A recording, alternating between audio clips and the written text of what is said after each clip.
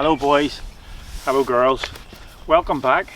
Now we've moved on. You remember they went to sleep on Descalidor that night, and now we're going to discover maybe they're going to start the rest of their journey into this great big forest. Let's find out. And we are in chapter 17, I think. Let me just see and check that. Yes, I think. Yep, here we go. Chapter 17, and it's called Monster. The night was warm, and apart from the quiet breathing of the two friends, all was peaceful on their first night in the shadow of the forest. Knowing they could not be seen had eased any unspoken fears they had, and allowed them to sleep with a greater security than probably anyone had ever dared in such a place.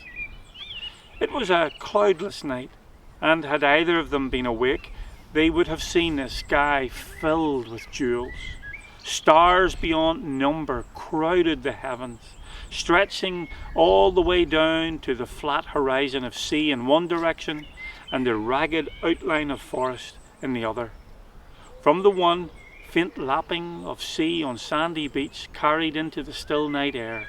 From the other, only cold silence. The darkness of the silhouetted tree line showed that the sky itself was tinted with a hint of intensely black blue. Light from universes farther away than the wildest imaginings powdered the infinite everything and shimmered in enchanted space. Beneath this wonder, the sleepers dreamed dreams filled with sails and storms, magic and mystery, strange foreign lands, and in the case of the rabbit, jam sandwiches.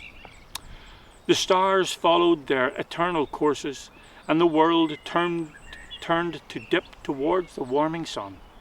As the morning slowly began to dawn and light flooded in from the east, early morning mist lay in wispy sheets, fading as the sun warmed and melted their moist hearts. Mr. Mousey was the first to stir. Poking his nose out from below the carpet, he breathed deeply the sweet, refreshing air and felt the exhilaration of awakening fully rested in a brand new day. For a moment or two he just lay quietly, peering out at the damp grass and shrubs, cobwebs glistening with dew and the mixture of smells all around him. The air carried hints of sea, leaves, grass and earth. As he looked and listened, he felt Mr. Rabbit move beside him and then ask in a sticky whisper, "Oh, breakfast time!" Mr. Rabbit turned over onto his belly and lay beside his pal, looking out at the scene before him. "Well, we're still alive, I see," he said, stating the obvious. "No, you're dead and in heaven," stated the joking, grinning mouse. "Well, if this is heaven, then why is my back sore and my stomach empty?" said the rabbit plainly. He wasn't that easily fooled. "So, what now?" "I think your breakfast idea was probably the best one so far this morning," said Mr. Mousey, pushing back the carpet and crawling out from below the covering shrubs. Mr. Rabbit soon followed, and in a short space of time their packs were opened and breakfast began. Mr. Mousey wondered at the wisdom of lighting a fire, but decided it was worth the risk for a cup of tea. 5 or 6 stones were made into a neat circle, and with gathered sticks a fire was soon lit with a bubbling teapot sitting on top. Mr. Mousey found some pancakes in his pack, and when toasted, made a cheery breakfast. The wood was quite dry, so very little smoke arose from their campfire, making the two of them feel a lot more comfortable in their situation. So they sat, chatting lightly about the countryside, taking turns at reading the book and generally enjoying one another's company. Suddenly, Mr. Rabbit froze. "Listen!" Both his ears were sticking up rigidly, and he was staring over the softly rolling land in the direction of the sea. Now, Mr. Rabbit's ears were tremendous listening machines, and Mr. Mousey knew better than to doubt his friend's ability to hear sounds outside the range of his own ears.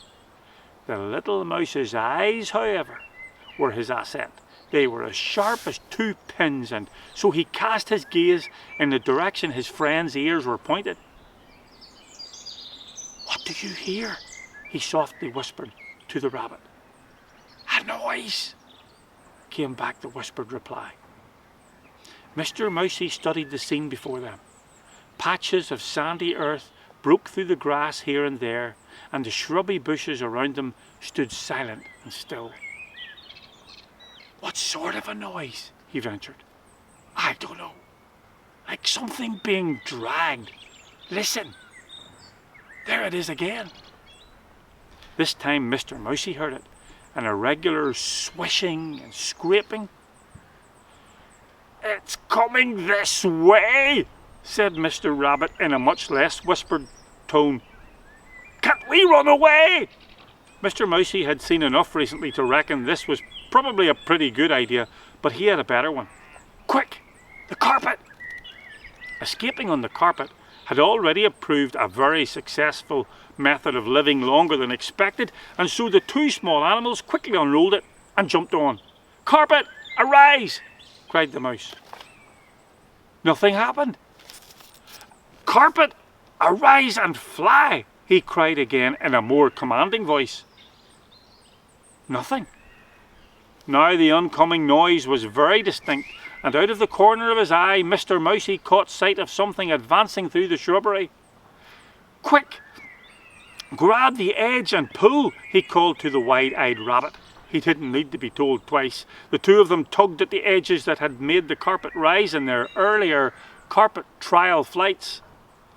Their efforts were met by a complete lack of anything. Whatever it was that it had run on, it had run out of it.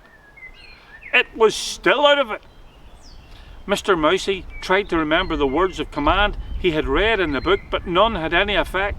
The carpet behaved in a very normal carpet-like manner. "Flat battery? Petrol? What about a push?" asked an increasingly excited rabbit. "Come on, fly, you stupid threadbare lump of flea-bitten mat!" He was very angry now, and very keen not to be where he presently was. It was at this point, as his friend was ranting and jumping up and down on the carpet, that Mr. Mousey looked up and saw the thing appear from the bushes. Like some monster from a terrifying nightmare, it advanced in staggering movements towards them. It was brown and green, and its hideous skin hung off it in long, stringy globs. Its two arms were outstretched towards them menacingly, and ooze dribbled out behind it as it moved. Mr. Rabbit's frantic jumping up and down now increased to a mad dervish of a dance, and he jabbered at the carpet in a string of connected words that made no sense at all as far as Mr. Mousey could make out.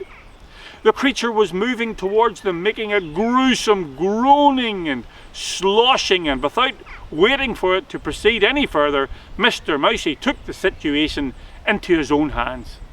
Leaping forward, he grasped his cutlass in his right hand and confronted the beast. "Stop, beast!" he cried. "You'll only find trouble here at the end of my blade. Now be off, for as sure as right is right, I'll make this a day you'll wish you had never crossed the path of the mouse and the rabbit from the woods." He said this statement with actually more bravado than he really felt, but he certainly had every intention of standing by the words. It was at this point that the creature lurched forward. Mr. Mousey immediately raised his cutlass in defence, and with every intention of striking should it become necessary. Mr. Rabbit stopped running about on the carpet and thought as hard as he could for something useful to do in the situation. Not finding anything obvious coming to mind, he grabbed the teapot instead and pointed it in what he hoped was a threatening pose at the lurching monster. "Arr!"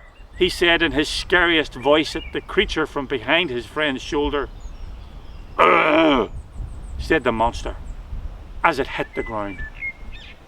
It would have made an interesting picture Had someone photographed that moment? On the ground, the creature lay motionless while Mr. Mousey stood 3 feet away, cutlass raised and ready. Behind the mouse, the rabbit stood with big white eyes, a teapot held threateningly in front of himself, shaking a bit, and some tea dribbling out of the spout. Not that scary, really. There was a pause of some seconds while Mr. Mousey took in what exactly was happening.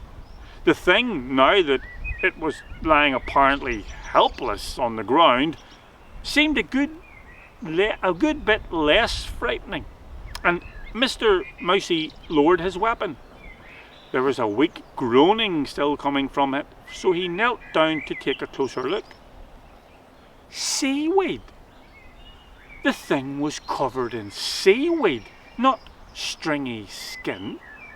As he pushed back the weed, a familiar face appeared, and a weak but relieved voice said, "Ah, Mousey lad, it's me, old Nogger."